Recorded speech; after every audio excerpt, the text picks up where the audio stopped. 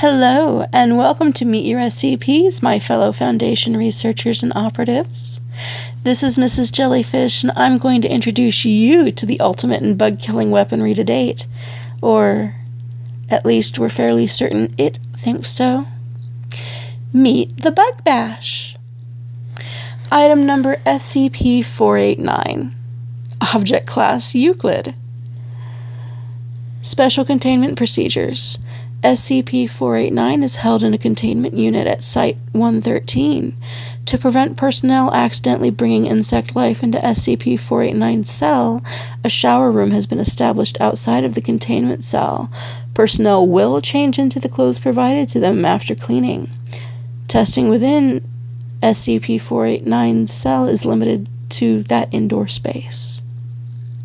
Description: SCP-489 is a roughly dome-shaped conglomerate mass consisting entirely of objects used to kill or repel insects, e.g. aerosol, pesticide cans, bug zappers, fly swatters, footwear, lighters, ad nauseum.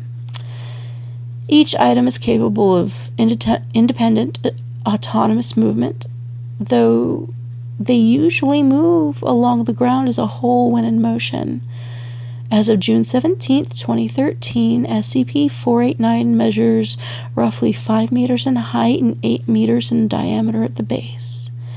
There is a badly damaged transit van in the center of the mass, which contains a human skeleton sitting in the driver's seat. The skeleton's rib cage has been crushed. A faded scratch logo can be seen on the right side of the van, which reads, "Extreme Extermination Services. We'll bash any bug, big or small. 1555 Bug Bash." The voice is mine. When an insect of any species comes within 5 meters of SCP-489, SCP-489 will surge towards the animal and attempt to kill it. Of note is that SCP-489 is heedless of other non-insect organisms should an insect be on or nearby them when attacking, usually resulting in severe injury or death should said organisms fail to move in time. However, due to the number of objects moving at once, SCP-489 often fails to reach the target at all, instead having individual parts impede one another's movement. If SCP-489 fails to kill the insects, individual items on SCP-489 become hostile to one another and begin hitting objects adjacent to them. When not in the presence of an insect, SCP-489 is relatively docile, making a study of it easier. Should SCP-489 successfully terminate an insect, objects capable of handling it safely, e.g. tweezers, shovels, what have you, will retrieve it and pass the insect along the edge of SCP-489 towards the storage space of SCP-489. During this time, it becomes possible to see the transit van without imaging, due to items moving out of the way to open the doors. The storage space of the van in SCP-489 possesses extra-dimensional properties containing dozens of rows of glass jars stored on wooden shelves. Every jar is full of various dead insects. If presented with new objects that would be considered bug killers, SCP-489 will readily attempt to incorporate them into itself. However, this habit makes its goal of exterminating insects even more difficult with the newly acquired mass. Newly added items immediately show signs of sentience. When new items are introduced to SCP-489, other items will enter the van's storage space and bring numerous jars containing disproportionately large specimens to the front of the storage space. These samples appear to serve as trophies for SCP-489. Each jar is labeled with a date and how the insect was obtained. Newly added items will gather around these jars in apparent admiration. Below is a list of several specimens SCP-489 has presented. Description: 3 beetle-like creatures, each measuring approximately 1.5 meters in length. The abdomens are covered in large, thorn-like protrusions. The Savage Spine-Shooting Beetles, obtained July 7th, 1989. The beasts were terrorizing the village of Lathos in Thoazola, brought down with the help of Julie and her garden gang. Another trophy. Description: a thin, knobby, elongated creature resembling a stick insect with an additional 6 pairs of legs. Each leg measures approximately 2.5 meters. The body length is approximately 5 meters. The Walking Lance, obtained December 20th, 1984. Found roaming the jagged rocky mountains of Geronth.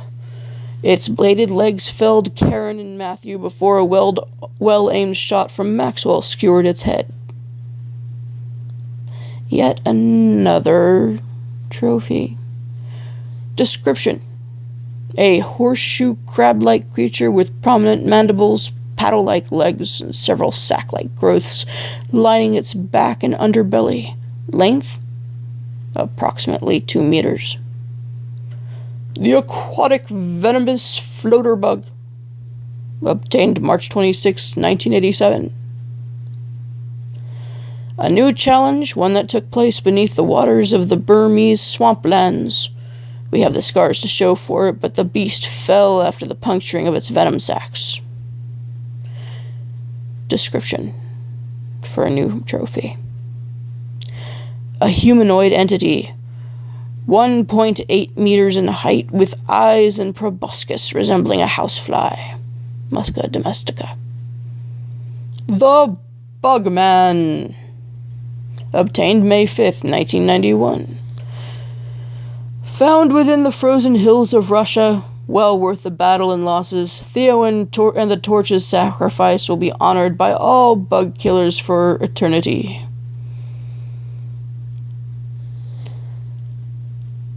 Yet another trophy.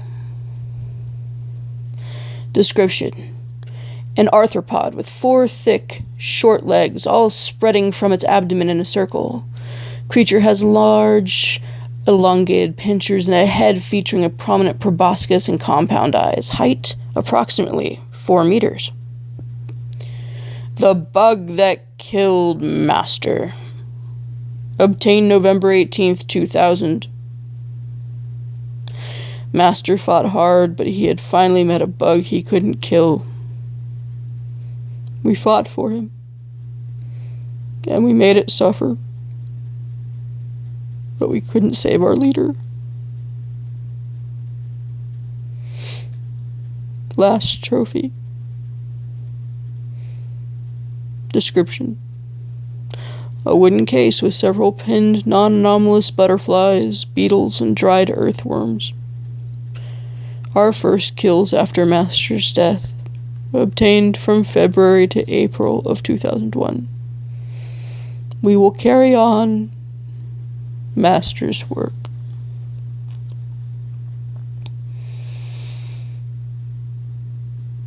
Well, I know if I have an infestation at my home, I sure know who I'm not going to be calling. While Bug Bash sure does have a lot of, let's call it, heart, it isn't that spectacular at doing the job that it's supposed to be doing without the guidance of its master. Now we have this living testament to a man's obsession with ridding the world of man-sized horrors who breaks itself in pursuit of an ant. There's some sort of obscure lesson in that for us all. This is Mrs. Jellyfish signing off.